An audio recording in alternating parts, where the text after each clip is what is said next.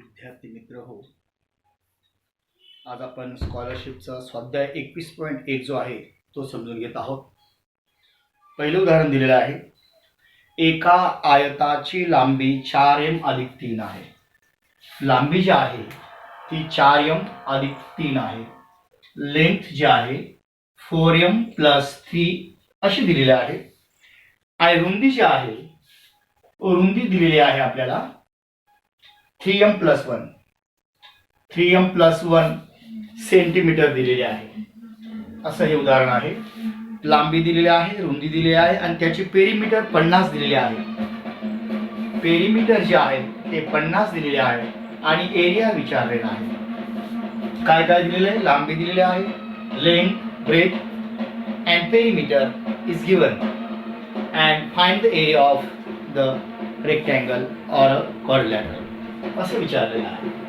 मग आपल्याला या पेरीमीटर तुम्हाला माहिती आहे, पेरीमीटरचा फॉर्म्युला तुम्ही पाठ केलेला आहे. Perimeter of rectangle is equals to दिलेला आहे की 2 इंटू एल प्लस बी असतो.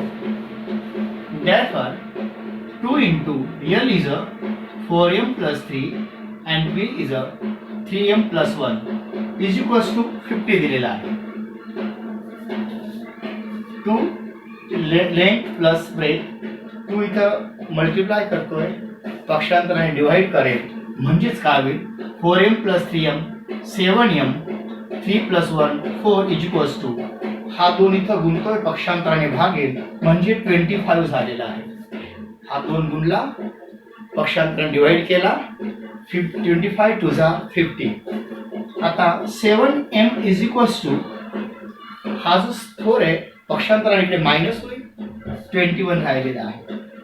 25 वजा 4 4 अधिक आहे, पक्षांतराने वजा झाला आणि 21 राहिलेला आहे. Therefore m is equals to 3 7 3 जा 21 अशा पद्धतीने m तुम्हाला माहित झालेला आहे. आता तुम्हाला एरिया काढायचा आहे. एरिया काढताना लेंथ आणि ब्रेथ माहित असणं गरजेचं आहे. Length is a 4m plus 3. 4m means 4 into 3 plus 3 is equals to 4 3 12 15 झालं. and रुंदी जी आहे 3 into 3 plus 1 3 into m is a 3 plus 1 3 3 9 1 10 and area जो असतो L into B असतो. या फॉर्म्युलाने 15 into 10 is equals to 150 square centimetre असं त्या क्वाड्रिलॅटरलचं किंवा रेक्टँगलचा एरिया तुम्हाला दिलेला आहे, विचारलेला आहे. रेक्टँगल दिलेला आहे, रेक्टँगलचा एरिया तुम्हाला 150 स्क्वेअर सेंटीमीटर आला, चौरस सेंटीमीटर आलेला आहे, हे लक्षात आले तुम्हाला. प्रश्न दुसरा दिला आहे. कोणत्या आकृतीची केवळ परिमिती दिली असता क्षेत्रफळ काढता येते? एक स्क्वेअर एकमेव असा आहे स्क्वेअर की ज्याची पेरीमीटर माहीत असेल तर त्याच्यावरून आपल्याला त्याचा एरिया काढता येतो. कारण त्या पेरीमीटरला 4 ने डिवाइड करा, साईडचा स्क्वेअर करा, त्या स्क्वेअरचा एरिया मिळेल. म्हणजे स्क्वेअर असा आहे की ज्याची पेरीमीटर माहीत असलं तरी त्याची एरिया काढता येतो, किंवा एरिया माहीत असला तर त्याची पेरीमीटर आपल्याला ओरली काढता येतं, हे लक्षात घ्या. क्वेश्चन नंबर 3 दिलेला आहे.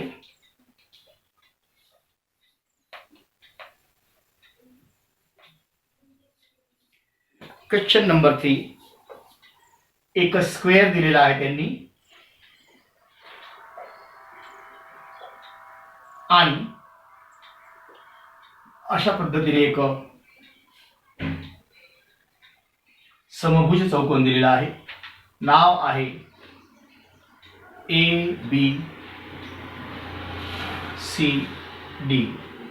and this is the O आणि QP दिलेला आहे. काय काय दिले बघा.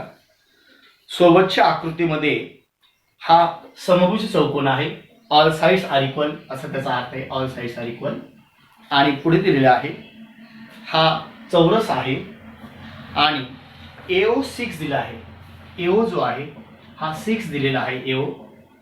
AO is a 6 and BO is a 8 असं दिलेलं आहे. तर या संपूर्ण डायग्रामचं, संपूर्ण फिगरचं एरिया किती असं विचारलेलं आहे. Total area of the given figure असं विचारलेलं आहे. ॲट फर्स्ट आपल्याला हा जो समभुज चौकोन आहे, या समभुज चौकोनात म्हणण्यापेक्षा हा ट्रायंगल आहे, या ट्रायंगलची बेस आहे. ट्रायंगलचं क्षेत्रफळ आपण करतो area of triangle ADB is equals to half into BD into AO, पाया गुणिले उंची. कारण समभुज चौकोनाचे जे डायगोनल्स असतात ते perpendicular to each other. The diagonals of rhombus are perpendicular and bisect to each other असं आपल्याला माहिती आहे. म्हणजे हे परपेंडिक्युलर आहे. आणि ट्रायंगलचा एरिया आपण आधी काढून घेऊ शकतो. ट्रायंगलचा एरिया काढण्यासाठी half into base into height. Half equals to half into base. Base is a BD. BO is a 8. So BD is a 16. BO is a 8. हा परपेंडिक्युलर बायसेक्टर असतात. बायसेक्ट म्हणजे BD जो आहे हा बायसेक्ट झाला, दुभागला गेला. हा जर 8 आहे तर BD 16 आहे, म्हणून BD 16 आहे. आणि AO जो आहे तो 6 आहे. बे 1 बे बे 8 16, 8 6 48 स्क्वेअर सेंटीमीटर मीटर, ज्याचं जे फॉर्म्युला युनिट दिलं असेल ते युनिट असेल. 48 आलेला आहे. त्यानुसार ट्रायंगलचा एरिया. आता square area of square, area of square कसा असेल, side square is equals to side square. Side दिले आहे हे 8 आहे, ही 8 आहे, म्हणजे 16 आहे. 16 16 16 म्हणजे 16 चा स्क्वेअर जो आहे तो आहे 256. टोटल एरिया, टोटल एरिया आपण असं काढू शकतो. मग टोटल एरिया कसा असेल, 256 प्लस 48 इज इक्वल्स टू 8 आणि 7 14, 5 आणि 5 10, 4 1 2 1 3, 304 स्क्वेअर असेल. तुला दिलेला आहे की त्याचा टोटल एरिया जो आहे तो 304 चौरस सेमी दिला आहे. स्क्वेअर सेंटीमीटर दिलेला आहे. 304 square centimetre is a area of total figure. तर नेक्स्ट एक्झाम्पल समजून घेत चला. स्कॉलरशिपचे विद्यार्थी आहेत किंवा कॉम्पिटिटिव्ह एक्झामचे विद्यार्थी आहात तुम्ही, स्पीडने आपल्याला घ्यावं लागेलच. एक दिलेला आहे, फोर्थ वन इज अ एका वर्तुळाचा परिघ 88 सेमी आहे. परिघ means circumference is a 88 centimetre दिलेला आहे. आणि पुढे म्हटलेलं आहे त्याचा एरिया किती. एका वर्तुळाचा परिघ, वर्तुळ आहे म्हणजे त्याचा एरिया विचारला आहे. वर्तुळाचा परिघ 88 सेंटीमीटर दिलेला आहे. The circumference of the circle is 88 centimetre, find its area असा प्रश्न विचारलेला आहे. मग आपण एरिया काढण्यासाठी आपल्याला माहिती आहे सर्कम्फरन्सचा फॉर्म्युला दिला आहे 2πr. Circumference of the circle is 2πr. So 2 into pi is 22/7 into r is equals to 88. 2πr is equals to circumference. Circumference is 88 centimeter. येथे r तसाच ठेवूया. r is equals to 88. r is equals to 88. या दोघं संख्या इथं multiply करतात, पक्षांतराने divide होती, म्हणजेच हा 2 गुणतो आहे, पक्षांतराने भागेल. 22/7 7/22 7/22 होईल. हे कळलं आहे सगळ्यांना. r is equals to 88, r is equals to 88. 2 is multiplied here, transferred to divide, and 22/7 इकडे काय होईल, त्याचा इनवर्स होईल, त्याचा व्यस्ताने गुणेल. 22 1 22, 22 4 जा 88, 2 1 जा 2, 2 2 जा 4. Therefore r is equals to 2 7 जा 14 centimeter is the radius of the given circle. त्या सर्कलची रेडियस त्रिज्या आपल्याला 14 सेंटीमीटर मिळालेली आहे. You know the area of circle is equals to πr². वर्तुळाचं क्षेत्रफळ असतं πr². So pi is 22/7 into r² means 2 times radius. r² means 2 times radius. तसं 14चा वर्ग आपल्याला 196 माहिती आहे, पण छेदाने जर सहज अंशाला भाग जात असेल, डिनॉमिनेटरने न्यूमिनेटरला डिव्हिजिबल होत असेल, तर 196 लिहिण्याची गरज नाही. जसं 7 वन जा 7, 7 टू जा 22 दुने 44, 22 दुना 44 गुणिले 14 आणि 14 चा पाढा म्हणूया आपण. 14 चोक 56, 8ला 5, 14 चोक 56, 56 आणि 5 61 square centimetre is the area of that circle. म्हणजे त्या वर्तुळाचं क्षेत्रफळ जे आहे ते 616 चौरस सेमी स्क्वेअर सेंटीमीटर असेल असा त्याचा अर्थ आहे. अर्थातच सोपं आहे सर्व. नेक्स्ट एक्झाम्पल इज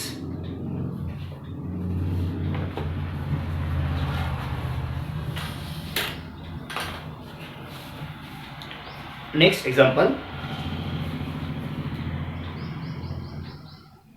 एका 18 सेमी लांबी लेंथ इज 18 सेंटीमीटर दिलेला आहे. 6 एक्झाम्पल.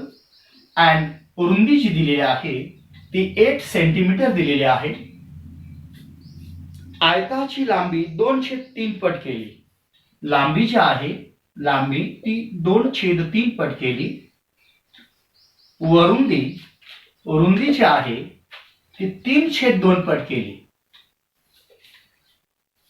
2/3 टाइम्स अँड 3/2 टाइम्स असे केलेले आहे. तर त्याचा क्षेत्रफळावर कोणता परिणाम होईल?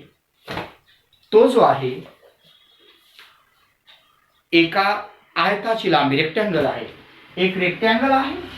त्या रेक्टँगलची लांबी 18 आहे आणि रुंदी जी आहे ती 8 आहे. म्हणजे याचा एरिया जो आहे तो एरिया कसा असेल? लांबी गुणिले रुंदी, लेंथ इंटू ब्रेथ. 18 8 44 असेल. 144 स्क्वेअर सेंटीमीटर एवढा त्याचा एरिया असेल. ज्या एरियाची लांबी 18 असेल, ज्याची रुंदी जी असेल ती 8 असेल, त्याचा एरिया जो आहे तो 18 8 44 असेल. 18 8 144 square centimetre is the area of the given rectangle. आता आपल्याला असं म्हटलंय if the length is 2/3 times. त्याची लेंथ जर अशी केली तर काय होईल बघा. ती अशी होईल मग length. Therefore length is equals to 3 1 जा 3, 3 6 जा 18, 6 2 जा 12, 12 सेंटीमीटर त्याची लेंथ होईल. आणि ब्रेथ जी आहे ती ब्रेथ 2 1 जा 2, 2 4 जा 8, 4 3 जा 12 होईल. म्हणजे लांबी आणि रुंदी सारखी होऊन जाईल. म्हणजेच तो रेक्टँगल हा स्क्वेअर होऊन जाईल. कारण त्याच्या दोन लागोपाठच्या बाजू if adjacent sides of the rectangle is congruent then the rectangle is also known as a square. जर आयताच्या लगतच्या बाजू लांबी रुंदी जर सारख्याच असतील तो आयत चौरस असतो. आणि चौरसाचं क्षेत्रफळ आहे लांबी गुणिले रुंदी म्हणा किंवा साइड स्क्वेअर म्हणा. सो एरिया त्याचा येईल 12चा वर्ग जो आहे तो 144 होईल. म्हणजेच त्याची लांबी रुंदी या पद्धतीने पटीत केल्या तरी सुद्धा त्या क्षेत्रफळ जे आहे 144 होतं रेक्टँगलचं. त्याच्या साईड कमी जास्त केल्या तरी सुद्धा त्याचं तेवढंच राहतं. म्हणजे त्याच्या एरियावर कोणताही परिणाम होत नाही. म्हणजेच त्याचं आन्सर येईल तुमचं की त्याचा एरिया जो आहे तो एरिया काही बदलत नाही. पहिलं आन्सर आहे बघा, क्षेत्रफळ तेवढेच राहील, एरिया हा सेम राहील दोघांचा. त्यांच्या साईड कमी जास्त केल्या तरी सुद्धा. असा हा छानसा प्रश्न होता. द नेक्स्ट क्वेश्चन इज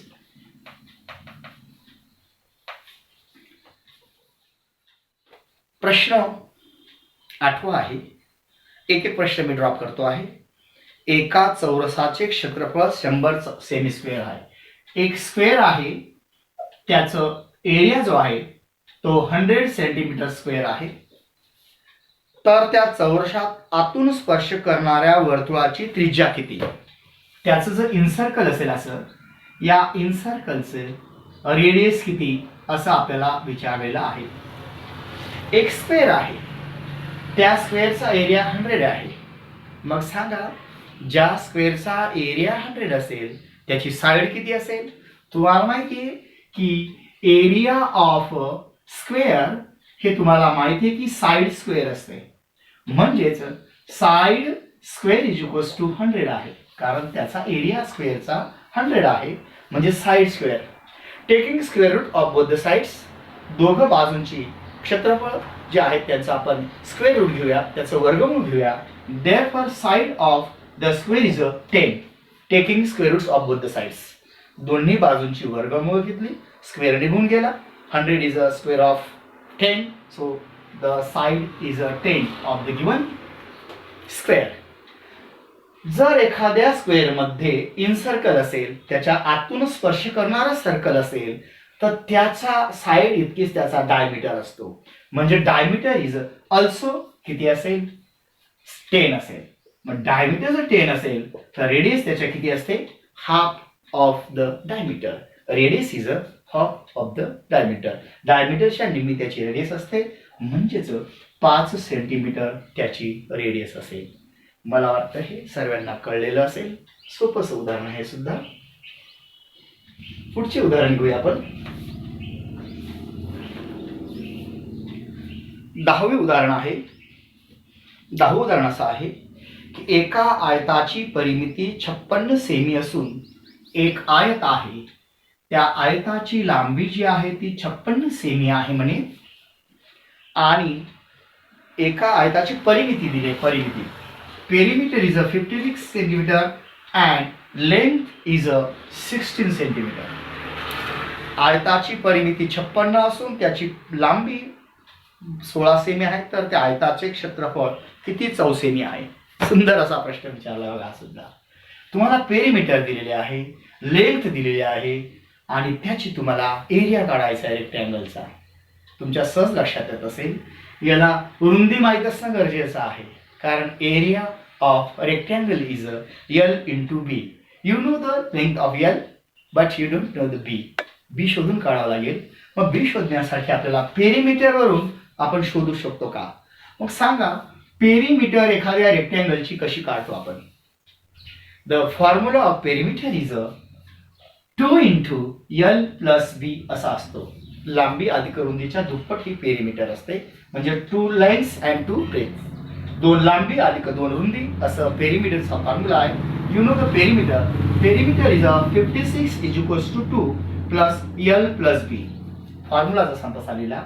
हा 2 जो आहे हा इथं मल्टिप्लाय करतोय, पक्षांतराने भागेल, म्हणजेच 56 upon 2 is equals to L. You also know the L. L is a 16 plus B. 2 ने भागूया. 2 1 2, 2 2 जा 4, रिमेनिंग 1, 2 8 जा 16, म्हणजेच 16 अधिक B बरोबर 28. 16 plus B is equals to 28 असं आहे. Therefore B is a 28 minus 16. Yes, 28 minus 16. Therefore B is equals to 8तून 6 गेला 2, 2तून 1 गेला 1, 12 सेंटीमीटर त्याची रुंदी आहे. Yes, tell me the area of a rectangle. Area of rectangle is equals to L into B. This is the formula of finding the area of rectangle. रेक्टँगलचा area आपल्याला लांबी गुणिले रुंदी या सूत्राने काढतो. लांबी ज्याची 16 सेंटीमीटर आहे आणि रुंदी ही 12 सेंटीमीटर आहे. Therefore area of the rectangle is 16 दुने 32, 18 3, 16 1 16, 16 3 19, म्हणजे 192 स्क्वेअर सेंटीमीटर असेल किंवा सेमी स्क्वेअर असेल असा त्याचा एरिया असेल. म्हणजे तो जो रेक्टँगल आहे त्याचा एरिया जो आहे तो 192 चौरस सेमी आहे असं आपण सहज म्हणू शकतो. एक लास्ट वन एक्झाम्पल दिले. 11th तोंडी आहे ते.